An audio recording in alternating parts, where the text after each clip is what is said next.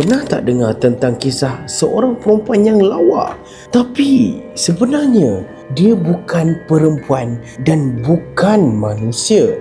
Dengan rupa paras yang cantik, sebab itulah ramai lelaki tertarik termasuk dalam perangkap dia. Cerita kisah seram berkenaan dengan cerita rakyat Jepun iaitu Jorogumo yang dipanggil The Binding Bride. Stay dengan saya sampai habis supaya anda tahu macam mana orang Jepun masih lagi percayakan Jorogumo dan bagaimana mengelak dengan Jorogumo. Pada satu hari, seorang tukang kayu lelaki, kerjanya macam Tanjiro, dia potong kayu untuk keluarga dia dan jual. Sewaktu dia sedang pergi ke hutan yang berdekatan dengan waterfalls, air terjun, dia terdengar nyanyian yang indah dan juga melodi yang sedap yang dimainkan bersama biwa, iaitu alat tradisi Jepun. Bila dia dengar seronok, syok, dia pun ikutlah bunyi tu dan sampailah dekat satu air terjun. Kemudian dia ternampak seorang wanita yang sangat cantik. Suara pun sangat sedap, pandai main biwa. Dia pun mendekati perempuan tu dan bertanya nama. Perempuan pun kata nama dia adalah Suyu. Bukan kumpulan Twice Zuyu tu ya, bukan. Dia nama dia Suyu. Disebabkan lelaki tukang kayu ni dah jatuh cinta dengan rupa dia, Suyu ni ajak lelaki ni ke rumah dia. So dia pun pergilah rumah Suyu.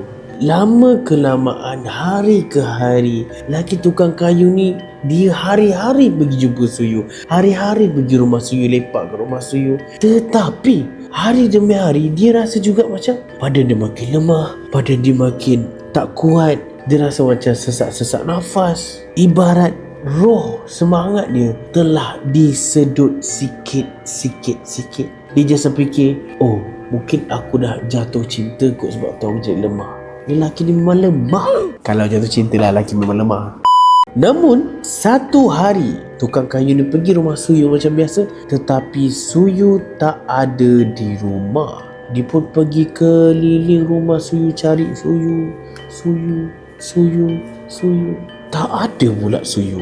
Tapi dia nampak macam ada satu pintu yang terbuka sedikit. Dia pun masuklah pintu tu ke dalam rumah Suyu. Dia masuk. Dia terkejut sebab ada mayat dekat situ. Dia gelabah. Jantung dia tengah berdebar-lacur ni. Dia cakap, apa yang berlaku dekat rumah Suyu? Suyu membuka, Suyu dibuka, ada orang yang buka rumah Suyu ni. Namun apa yang mengejutkan lagi, bila dia tengok dekat satu corner rumah tu, dia ternampak seekor laba-laba yang besar berwarna emas. Laba-laba tu slow pergi kat dia dan laba-laba tu slow menjadi balik seorang perempuan yang lawa dia tu. Lelaki tukang kayu tu terkejut, terpaku, tak boleh nak buat apa-apa. Dia beku sebab perempuan yang lawa dia suka tadi tu adalah yokai yang famous dikatakan Jorogumo, iaitu spider yokai. Bukan spider woman lah. Kalau spider woman saya jumpa waktu tu, saya pun jadi suka kan, sebab spider woman you guys tahu kan macam yeah boy. Bila dah dekat, perempuan tu cakap, awak tak sepatutnya masuk dalam ni. Tapi tak apa, sebab awak dah masuk, saya takkan benarkan awak keluar. Bila dengar saja perempuan tu cakap macam tu, dia pun terus boleh keluar, tolak pintu dan lari kuat-kuat. Bila dia lari, pergi lari, merentasi hutan tu dia pergi. Depan dan belakang, dia nampak perempuan tu dah bertukar jadi laba-laba tu dengan laju kejar dia guys. Laba-laba kejar dia mesti laju. Masa tengah lari, perempuan tu pun tembaklah sarang laba-laba kat dia. Bukan macam inilah, adalah cara dia. Tembak sarang laba kat dia, dia pun terkena kaki dan dia jatuh. Nasib baik tempat dia jatuh tu adalah berdekatan dengan sebuah shrine di mana dia boleh menjerit minta tolong dekat Sami dekat area situ. Bila dia menjerit, Sami pun keluar dan Sami pun bacalah mentera-mentera dia dan Jorogumo tu rasa sakit dan menjerit kuat-kuat, kemudian hilang daripada hutan tersebut. Keesokan harinya, Sami tu jalan-jalan dan explore dekat kawasan tukang kayu tu diserang. Dia pergi dekat waterfall tu, dia pergi kat rumah Suyu dan dia mendapati Suyu tak ada kat situ dah dan tak ada kat waterfall tu. Kemungkinan Suyu pergi kat tempat lain untuk mencari mangsa lain.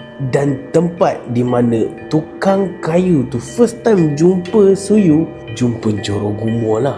Dipanggil sebagai Jorogumo Waterfalls untuk mengingatkan bahawa di situ pernah disumpah dengan sumpahan yokai spider. Sebab itu sekiranya anda pergi ke kawasan Jepun dan ada waterfall dekat situ, orang-orang tempatan akan nasihatkan kepada anda kalau terdengar muzik-muzik perempuan menyanyi dekat area waterfall, jangan pergi dekat, because you might become another victim trapped in the web.